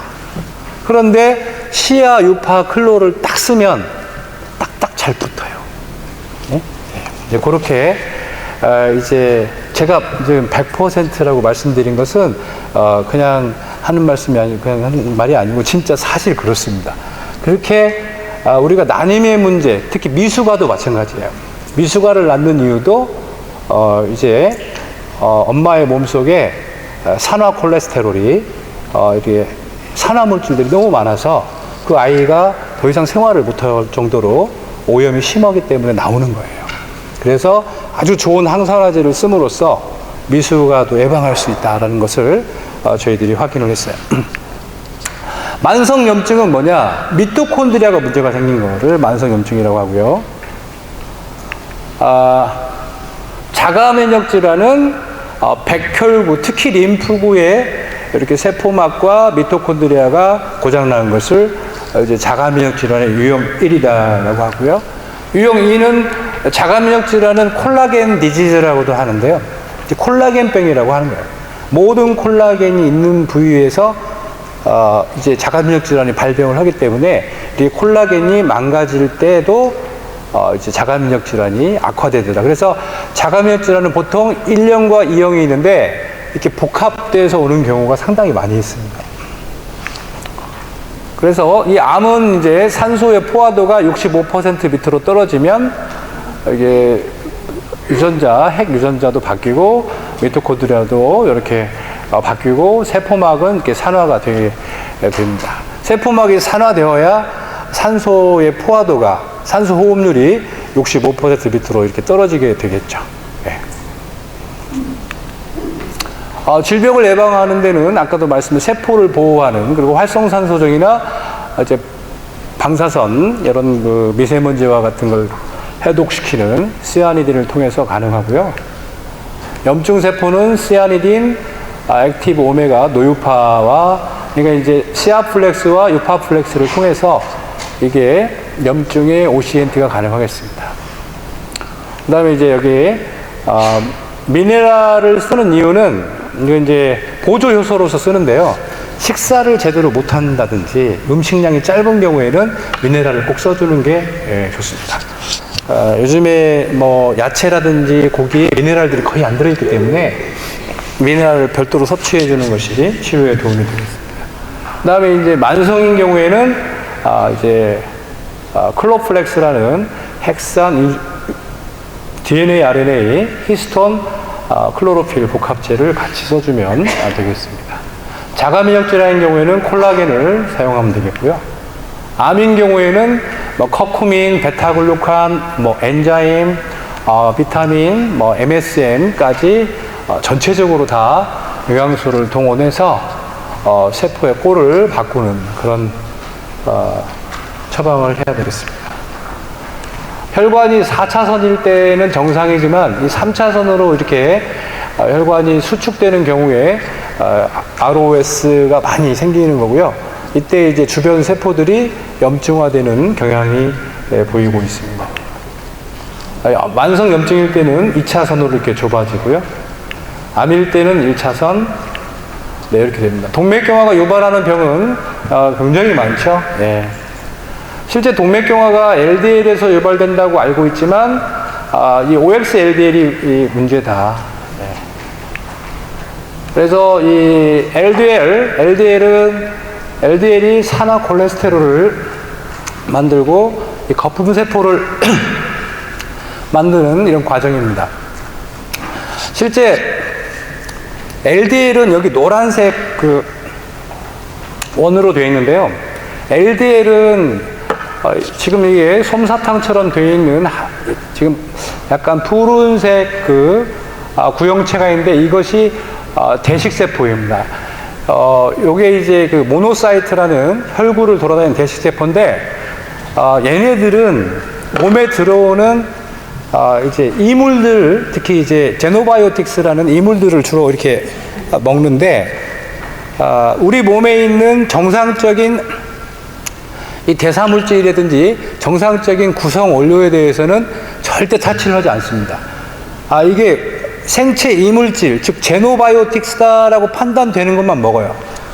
얘네들은 그래서 이 백혈구, 모노사이트라는 백혈구는 절대 순수한 콜레스테롤, LDL은 쳐다보지도 않습니다. 그렇기 때문에 LDL이 이 폼셀을 형성한다는 그 말은 좀 잘못된 거예요.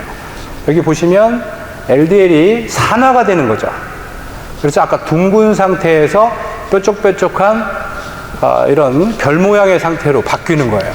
이때 이 대식세포가 너는 이제 더 이상 콜레스테롤이 아니고 이물질이다 라고 파악을 해서 얘를 잡아먹는 거예요.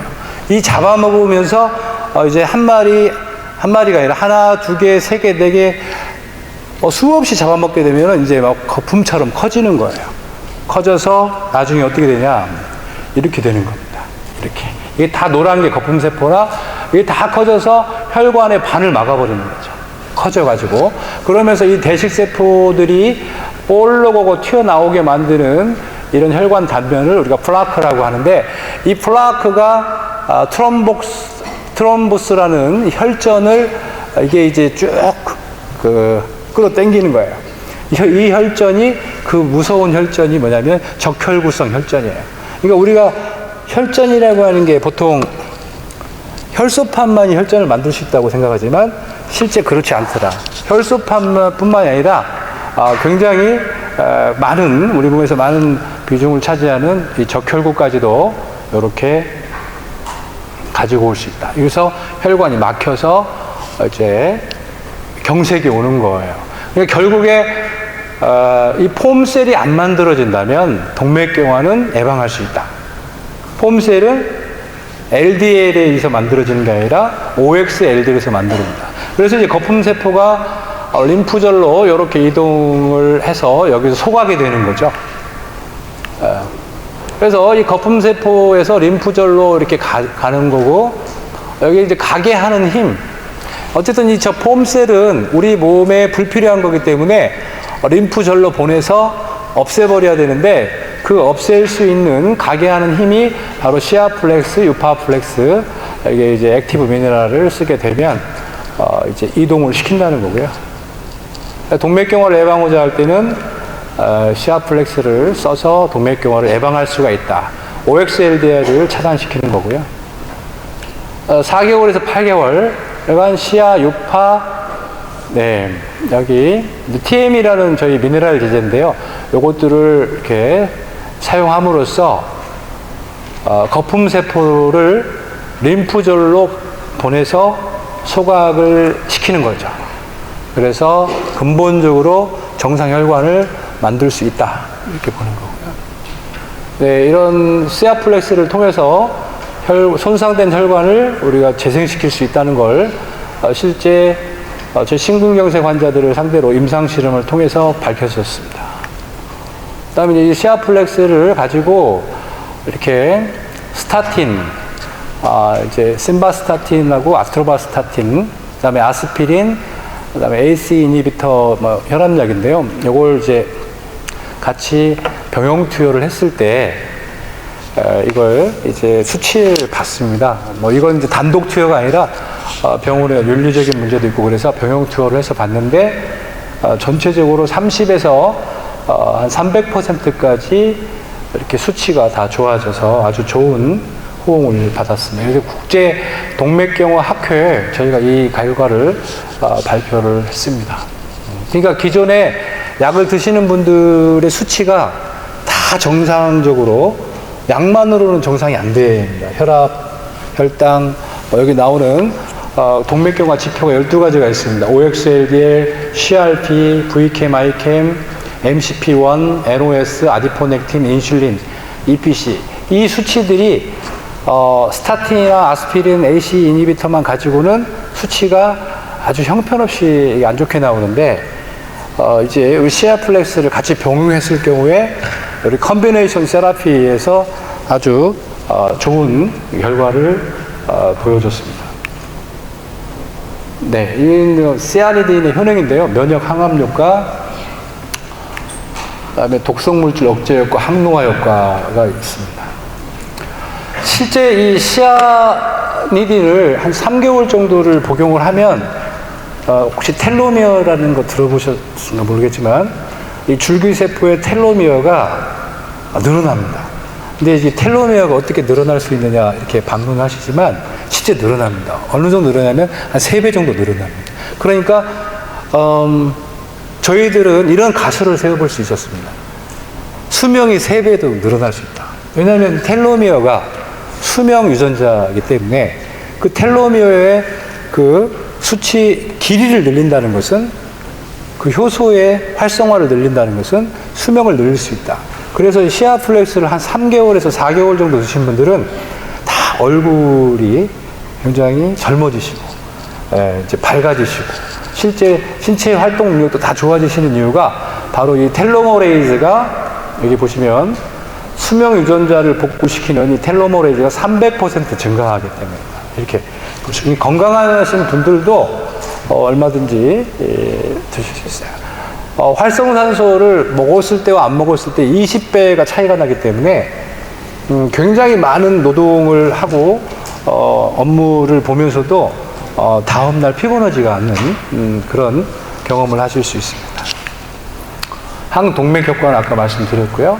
간기능 개선 효과. 실리마린의 한 8배 정도 간기능 개선 효과가 뛰어나고요.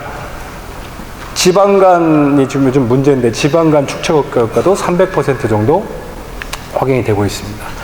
위보호 효과. 오메프라졸보다 저희가 비교 실험을 해봤을 때 오메프라졸보다 동등한 용량에서 한 5배에서 10배 정도 항궤항 효과, 위보호 효과가 뛰어난 것으로 이렇게 확인이 되고 있습니다. 그래서 이건 지금 회사 내부적인 이야기지만 시아플렉스의 주 성분을 가지고 저희가 이제 요즘에 문제가 되는 PPI 있지 않습니까? PPI와 또 이제 그런 것들을 대체할 수 있는 신약으로 지금 임상 실험을 준비를 하고 있습니다. 세계적인 유궤양약으로 지금 임상 실험을 준비를 하고 있습니다. 네, 방사선 방어 효과, 그다음에 혈관 줄기세포, 불임, 미수가, 그다음에 콜린 에스트로이즈는 알츠하이머 파킨슨 쪽에 동물 실험이 됐고요. 그다음에 췌장염, 그다음에 비만 이렇게 되어 있습니다. 그리고 이제 하나 또 말씀을 드리면 포도막염에도 굉장히 효과가 좋습니다. 포도막염. 주로 이제 포도막염 자가면역 치료라고 하는데 그래서 아마 효과가 좋은 모양이에요. 저희들 포도막염 쪽에 아주 좋은 유효를 가지고 있습니다. 그 다음에 여기는 지금 안 나와 있는데요. 저희가 타미플루하고 비교 실험을 해봤는데 시아플렉스를 가지고 타미플루보다 한 20배 정도 뛰어납니다. 그래서 지금 바이러스 약하고 그 다음에 항궤양, 유궤양 쪽, 소화성 궤양 쪽의 약으로 지금 임상을 저희들이 준비를 하고 있습니다. 저희 연구기관은 이렇게 대학교와 병원 지금 같이 연구를 하고 있고요. 네. 이것은 이제 시아플렉스 밤을 마르는 거고, 여기 이제 밤 발라가지고 이렇게 좋아지는 사례인데요. 크림. 어쨌든 이것도 밤도 시아니딘 히아룰론산 나노 플렉스를 가지고 만든 이런. 이것만 좀 설명드리고 마치도록 하겠습니다. 루푸스 환자인데요. 병원에서 한 10년 정도 대증요법 받았던 분이에요. 스테로이드 막 써봤겠죠. 근데, 계속 이제 먹을 때만 좋아지고, 계속 악화돼가지고, 밥을 전혀 먹을 수가 없는 상태인데, 이분은 시아 유파 클로 이 세 가지만 가지고 한 3개월 만에 완치가 된 케이스입니다. 그리고 이제 이분은 만성 습진인데 한 5년 정도 된 습진인데요. 이것도 이제 한 3개월 만에 완치가 된 케이스고요. 이것은 이제 허벅지에 난 혹인데요. 이 혹이 복용한 지 열흘 만에, 이게 한 10년 된 혹이었습니다. 복용한 지 열흘 만에 혹이 떨어져 버리는 이런 일들이 발생하고 있습니다. 근데 이분은 그냥 먹기도 했고, 바르기도 했습니다. 아무래도 직접 바르면 떨어지는 속도가 좀 빠른 것 같고요. 이분은 이제 위암 2기인데요. 위암 2기면은 전이가 안 된 상태이고요. 전이라는 것은 이제 EMT라고 그래서 근육층으로 파고 들어가야 되고, 림프로 이렇게 침습을 해야 되는데, 거기가 안 되고 이제 좀 융기형이죠. 볼록 올라와 있잖아요. 이런 암은 굉장히 좀 쉬운 암이에요. 사실은 CT를 찍어보면 밑으로 파고 안 들어갔고 위로만 좀 올라와 있는 암이기 때문에, 암 사이즈는 10cm이기 때문에 2기로 판정은 되지만 암은 깊게 파고 안 들어갔어요. 그래서 이것은 이게 3주 만에 저렇게 없어져 버린 거죠. 3주 만에 90%가 이제 소실된 거예요. 아무 치료하지 않고 OCNT만 해서 이렇게 된 겁니다. 그러니까 이기고, 이게 사실은 이제 악성이 아니고, 뭐 이렇게 이런 부분에서는 막 수술을 처음부터 감행을 하면 안 된다는 생각을 하게 됐어요. 왜냐하면 최소한의 암이라는 것은 아까도 말씀드렸지만 10년, 20년을 두고 생긴 거기 때문에 한 3개월에서 6개월 정도는 공부도 좀 하시고 나름대로 전략을 세워서 좀 체력도 좀 기르고, 면역도 좀 키운 상태에서 수술을 결정해도 되지 않겠냐. 그 중간에 OCNT를 한번 해보는 것도 좋은 방법이다, 이렇게 생각을 합니다. 이분은 이제 얼굴이 새카매진 병인, 원래 저 왼쪽처럼 이렇게 하였었는데 오른쪽처럼 갑자기 어느 날 이렇게 새카매진 거예요. 그 피부과에서 시술 받다가 이제 유전자가 바뀐 거죠. 이제 멜라토닌 합성이 많이 된다든지 이런 유전자로 바뀐 거예요. 바뀌어가지고 전국에 유명하다는 피부과 한의원 다니면서 안 됐는데 OCNT로 8개월 만에 이렇게 완치가 된 케이스입니다. 그 다음에 T눈이고요. 요것은 이제 사마귀 잔드. 요것은 이제 농양 아토피고요. 아이들한테도 쓸 수 있습니다. 그 다음에 요것은 이제 하지정맥류인데 이게 한 달 만에 이제 좋아진 케이스입니다. 하지정맥류 좋아지시고요. 지금 드신 지는 한 1년 조금 못 되시는데, 1년이 좀 넘으셨는데, 지금은, 이제, 파킨슨도 거의 90% 이상, 하지정맥류도 한 95% 이상, 지금 거의 한 50년 동안 가져왔던 혈압도, 혈압약 안 먹고도 정상적으로 지금, 이렇게 지금 유지된다고 하십니다. 한 달 만에 이렇게 될 수 있어요. 이 혈관이라는 게 제가 해보니까 혈관이 재생되는 속도도 굉장히 빠릅니다. 요거는 이제 아프타슨 구내염에 발라서 좀 좋아진 케이스고요. 요것을 이렇게 피부가 모낭염인 경우에도 이게 거의 한 달 정도에 이렇게 좋아진 케이스입니다. 네, 이분은 이제 경피증하고 강직성 척추염을 한 40년 정도 앓고 계신 분인데, 저희 OCNT를 6개월 하고 나서 아주대학교에서 완치 판정을 받으신 분이에요. 이분은 아까 엠브릴이라는 아주 심한 약을, 심한 증상에 쓰는 약까지 맞았던 분인데 완치까지 되신 분입니다. 하여튼 너무나 많은 내용을 이렇게 짧은 시간을 하다 보니까 두서없는 부분도 좀 있었는데요. 오늘 이 강의를 좀 들으시면서, 이게 정말 가능할까? 이런 생각도 하실 수도 있겠지만, 제가 이제 그동안 쭉 많은 이런 케이스들을 보면서 제가 느낀 것은, 우리의 몸은 되게, 신비롭다는 거예요. 신비롭고 위대하다. 그러니까 우리가 이 세포 하나에 미토콘드리아가 2,000개가 있어요. 무려 2,000개가 있어요. 2,000개. 유전자만 25,000개가 있어요. 세포 하나에. 그러니까 우리가 이 세포 하나에 어떤 엄청난 유전자들을 다 갖고 있고, 미토콘드리아도 세포 하나 2,000개를 갖고 있기 때문에, 우리 약사님들이 세포라고 하는 존재를, 약이라고 생각을 하셔야 되는 거예요. 어떻게 보면 그 세포 자체가 약의 역할을 할 수가 있다. 그러니까 우리가 세포를 통해서 수술도 할 수 있어요. 그 세포에게 우리가 적당한 영양소만 공급을 해주면 그 세포는 우리가 생각지도 못한 그런 치유의 능력을 우리한테 선물을 해줄 거다. 이렇게 생각을 합니다. 하여튼, 이 OCNT가 우리 약사님들의 잃어버린 그런 직능, 그리고 앞으로의 밝은 또 이 미래를 여는 보석이 되길 바라면서 강의 마치도록 하겠습니다. 감사합니다.